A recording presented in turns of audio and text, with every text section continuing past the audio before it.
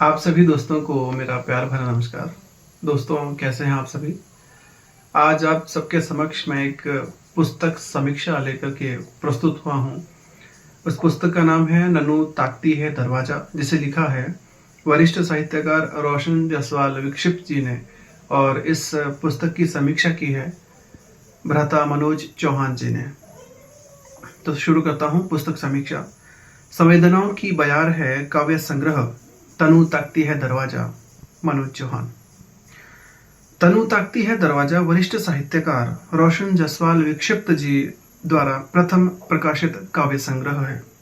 उनकी वर्षों की साहित्य साधना का परिणाम है यह काव्य संग्रह। अपने आसपास के परिवेश को गहनता से महसूस कर और जीवन के संजीदा अनुभवों को कलमबद्ध करके उन्होंने पाठकों को यह सौगात दी है, जिसे पढ़कर पाठक बहुत गहरे तक डूबता चला जाता है और कई कविताओं में खुद को ढूंढने की कोशिश करता है। किसी भी संग्रह या कृति की महत्ता तभी है जब एक साधारण पाठक या आम जनमानस उससे जुड़ाव महसूस करे, और इस कसौटी पर यह संग्रह खरा उतरता है। प्रस्तुत संग्रह में छोटी बड़ी 64 कविताएं संकलित हैं, जो कि अलग अलग कालखंड में रची गई हैं। हिमाचल प्रदेश शिक्षा विभाग में संयुक्त निदेशक के पद से सेवानिवृत्त जसवाल जी सन 1983-84 से साहित्यकरण से जुड़े हैं, और लघुकथा लेखन में भी उनका विशेष दखल रहा है, जिसके परिणाम स्वरूप उन्हें कई संस्थाओं द्वारा कई सम्मानों से भी नवाजा जा चुका है। जसवाल जी आकाशवाणी शिमला में भी उद्घोषक के रूप में अपनी सेवाएं दे चुके हैं। इस संग्रह के अलावा उनका दूसरा एकल काव्य संग्रह मैं बच्चा होना चाहता हूँ भी खूब चर्चा में है। जसवाल जी ने 5 साझा संग्रहों का संपादन भी किया है, जिनमें अम्मा कहती थी, पगडंडियाँ, माँ जो कहती थी, प्रेम पथ के पथिक, लाडो शामिल हैं। इन साझा संग्रहों को पाठकों का भरपूर स्नेह प्राप्त हुआ है। वर्तमान में रोशन जसवाल जी हिमधारा नामक YouTube चैनल का कुशल संचालन कर रहे हैं और विभिन्न साहित्यकारों की रचनाओं का निरंतर पाठ कर रहे हैं। संग्रह की पहली ही कविता वो क्षण में कवि ने स्पष्ट किया है कि सर्वप्रथम जिस समय में उनके भीतर सृजन का बीज अंकुरित हुआ था, उस समय को उनके लिए बताना कितना कठिन है। कविता की पंक्तियां देखें। बताना कठिन है वो क्षण कौन से थे, जब सहसा अनुभव किया मैंने, हिलौरे ले रहा है विचारों का समंदर मेरे भीतर, और करनी है अभिव्यक्ति जिसकी मुझे शब्दों में। यह सच है कि एक आदमी के भीतर एक नहीं बल्कि अनेक चेहरे होते हैं, जिसमें कोई और नहीं बल्कि व्यक्ति विशेष स्वयं ही महसूस कर सकता है। कवि की दृष्टि बहुत ही सूक्ष्म है, जिसे वो अपनी चेहरा नामक कविता में स्पष्टता उकीरते नजर आते हैं। कविता की बानगी देखें। आज देखिएगा टकटकी बांधकर चेहरे के भीतर एक और चेहरा नजर आएगा तुम्हें, छल और कपट से भरा हुआ, जरूर देखिएगा। गरीबी और अभावग्रस्त जीवन हालातों को बदतर कर देते हैं और भी मजबूर भी।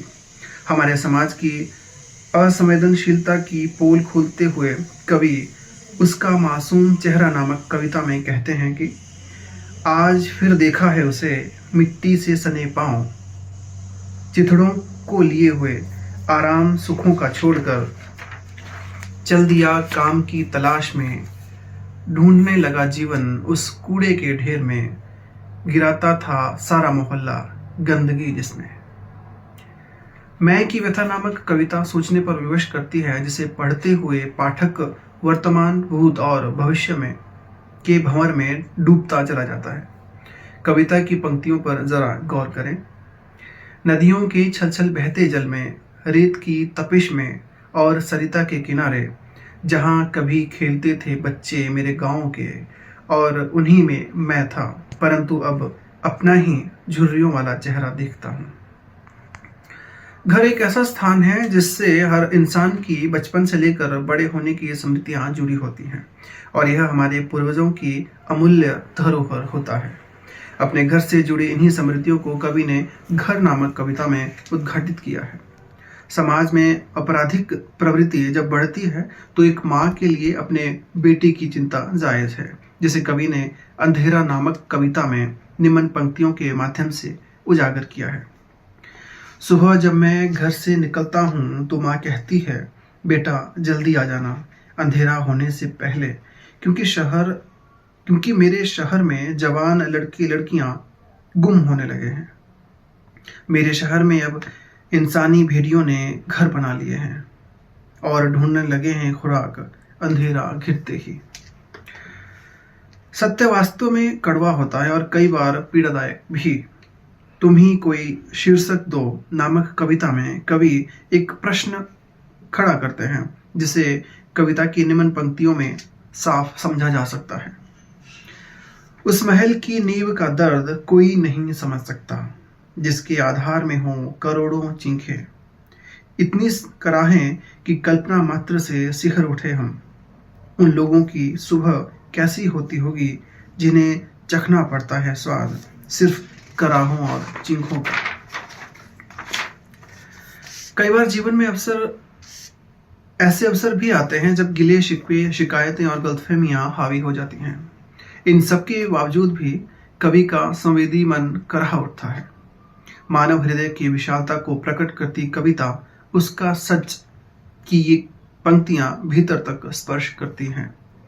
बहुत दिनों तक जब देख नहीं पाया हूं उस शख्स को जिससे मुझे बेहद नफरत है, तब सालने लगती है मुझे चिंता और मैं पूछ बैठता हूं उदासी से, वो ठीक तो होगा ना। पारिवारिक जरूरतें जब गांव में पूरी नहीं हो पाती तो व्यक्ति शहर या महानगर का रुख करता है, मगर शहर की भीड़ और तेज रफ्तार जिंदगी में कहीं खो सा जाता है और कभी कभार हादसों का शिकार भी हो जाता है। महानगर नामक कविता में कवि ने इसी पीड़ा को उजागर किया है कुछ इस तरह से। महानगर क्या तुम थोड़ा रुकोगे, गांव तुमसे बतियाना चाहता है। गांव पूछना चाहता है ढेरों प्रश्न तुमसे। पिछले वर्ष रामू की बेटी तुमसे मिलकर कहाँ खो गई। शब्दों की ताकत को परिभाषित करती और सामाजिक बदलाव और क्रांति का आह्वान करती लघु मगर मारक कविता शब्द में वे लिखते हैं, क्रांति आती नहीं उदास और मुरझाए चेहरों से। क्रांति लाते नहीं प्रेयसी के आगोश में छुपे युवक। क्रांति के लिए शब्दों में रमना पड़ता है और लिखना होता है लहू से क्रांति, सिर्फ क्रांति। संग्रह की शीर्षक कविता नन्नू ताकती है दरवाजा एक भावना प्रधान कविता है जो बाल मन की निश्चलता और भोलेपन को खूबसूरती से उकेरती है। कई बार बच्चे अपने इसी नैसर्गिक गुण के कारण बड़ों को भी बहुत कुछ सिखा जाते हैं और सोचने पर मजबूर करते हैं। कविता की पंक्तियां देखें। कैसे सीख लिया है नन्नू ने इंतजार करना, अब मैं झूठा बनता जा रहा हूँ। जब भी छोड़ना होता है नन्नू को कह डालता हूँ एक भारी झूठ। नन्नू करती रहती है प्रतीक्षा दोपहर बाद तक। रोगग्रस्त व्यक्ति जब अस्पताल में दाखिल होता है तो उसके दिमाग में अनेक प्रकार के झंझावात चलते रहते हैं। इसी मनोस्थिति को कवि ने बहुत गहरे से महसूस किया है। भीतर तक छूने वाले जिजीविषा नामक कविता की पंक्तियों पर गौर करें। जिजीविषा निरंतर देखती रहती है सिरिंज में बूंद बूंद रक्त और सह लेती है डायलिसिस की वेदना, नर्सों की अनावश्यक डांट।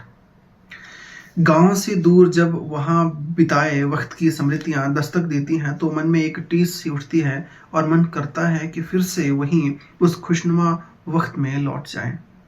कवि के गांव, खेत, खलिहानों और माँ के प्रति गहरे जुड़ाव को दर्शाती कविता वादे भाव विभोर कर जाती है।